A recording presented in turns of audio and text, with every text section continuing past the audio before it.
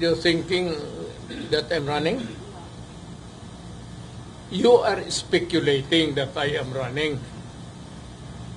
Is that the popular notion sa... Yes. Yes, Mr. President. Yan ang isip ninyo. And it is the almost a... O sige, tatakbo na lang ako. Mayor, Mayor tayo. Mayor, sure, Kaya mo Mayor. pa, Mayor. Kaya mo pa.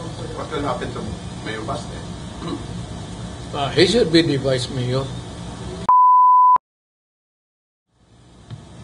Did I not announce it several months ago? But you're thinking that I'm running? You are speculating that I am running. Is that the popular notion sa... Yes. Yes, Mr. President. Yan ang isip ninyo. And it is the almost a... O sige, tatakbo na lang ako. Mayor, Yung gusto ninyo. Mayor, si Salvador Panilo, nag-ingon, tuhak daw ang kung dili daw senador o mayor ayan imong daganan according to attorney. Well, let me put it this way. Kilala naman niyo ako. I've been your mayor for so many years now. You think that I can carry a national campaign at my age? Or you want me to die?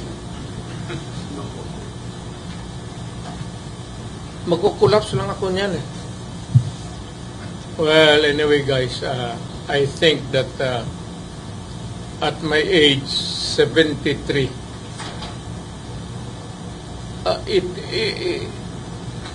mukhang hindi ko na kaya. Let us be realistic about it. Pero are you considering local position? Well, I am open to suggestions from the media. What do you think I should be gunning for? You yan. Mayor. Who else? Ikaw. Sino Of pa? course. Also, Of course. Mayor. Mayor tayo. Mayor, sure, Kaya mo Mayor. pa, Mayor. Kaya mo pa. Sure, Basta Mayor. Mayor. O, yan ang gusto. Is it a public clamor? Sa media? Well, is the media's sentiment now reflect the Yes, of course. community ano? Yes, of course. Gusto ng tao, ibig sabihin? Yes, Yes. yes. Sige, mag-mayor tayo. Abangan Mayor Baste and Bongbong. What will happen to Mayor Baste? He should be the vice mayor. Kasi ako matanda na, 73 ako ngayon. I should be, I think about mga 75, 76.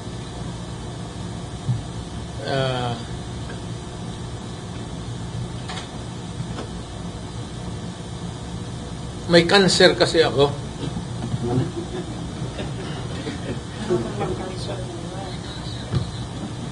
Ang makakalaan yun lahat ng tao healthy. Baka hindi pa na inabot.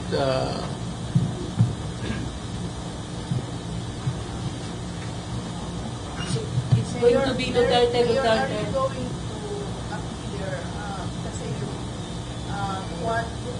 Quadcom ng Congress wants you to appear sa... Well, if it's their pleasure, why not? So are you going to... Yes. Anong gusto niyang malaman sa akin? They're investigating yung extradition Ako, totoo yan. Wala. relations sa Congo and other Wala ako. Wala illegal drugs. wala tayong pugo. Kaya nga namamatay yung mga tao dito dahil dyan sa illegal drugs. Pugo, that is, we are too far away from that. Hindi mo ka alam maglaro ng pogo? Alam mo maglaro ng pogo? Na. So you're going to appear, Mayor, Sa, sa Congress? well, if they will invite me, I just hope that they would ask educated questions. How do you feel, Mayor, na yung mga pulis natin like Karma, De Leon, and other PNP, kinitisa, ngayon contempt sila mukhang hindi makaka-Christmas with their family dahil... They will have court and I'll, legally ikukonsulta ko sa mga abogado. I would leave it to the lawyers to hindi ako practicing lawyer. So I would not know the dynamics of what are the rules now. All that I can do is to provide them with lawyers. Tutulong talaga ako sa police pati military. Lalo na in the performance of their duty, itataya ko pati ang sarili kong reputasyon. Any comment about the Congress? You've been a congressman, Mayor. Tapos ngayon, ang Congress mukha naging investigating body, mas masawag pa sa NBI at contempt ng kanilang mga resource person. Ang suggestion ko nga, i-abolish na ng NBI, pati police, sila na lang. That's my suggestion, you tell them. Mayor, ang sabi ni Inday, may Duterte tatakbo ng senador. Sino kaya? Paulo, Basti, or you? Not me. Hindi ko na kaya sa... Basti siguro? Ganun ba? I really do not know. Hindi kami nag-uusap eh. Inisita nila, Mayor. Truth to tell, we have yet to sit down at this very late filing na of what we would like things to happen sa aming political life. Ako, I'm ready to retire. Hindi naman ako sa marunong, but maybe the desire to be senator, mayor, or nandyan, but ang problema, ang katawan, ang hindi na.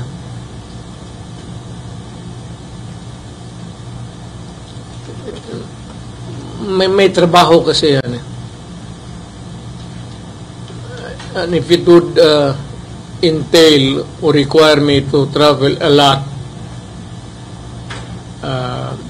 physical movement, mukhang hindi ko na. May ano kasi ako, may imbalance. Kasi yung pera ko sa right pocket, pati sa left, hindi it's not even. Wala na ang pera eh. Kaya baka tatakbo ako, totoo. Mayor, sino pang dadagdag sa PDP line-up for senators? Sa totoo talaga, frankly, wala pa akong hindi ko pa na I have yet to read the list na nag-file ng ano nila, candidates. Hindi ko alam sino yung nagtuloy, sino hindi. Kuya Mayor, unsay debate sa usa ka famous nga Rodrigo Duterte nga aniyang apo na nakaroon sa politika. Si Rodrigo Duterte nag-file na sa iyang COC for councilor. How about Kapitan Omar Duterte? Will he file for congressman in the 2nd district of Davao? Gusto man siguro nila ako ilatanan, ihatag na lang nila. Give it to them. You know, ito at wala itong ano. Do you know the reason why? It's because we come from a political family. Even in the now, post-war, basahin ninyo I-google na ninyo, nandyan yan eh.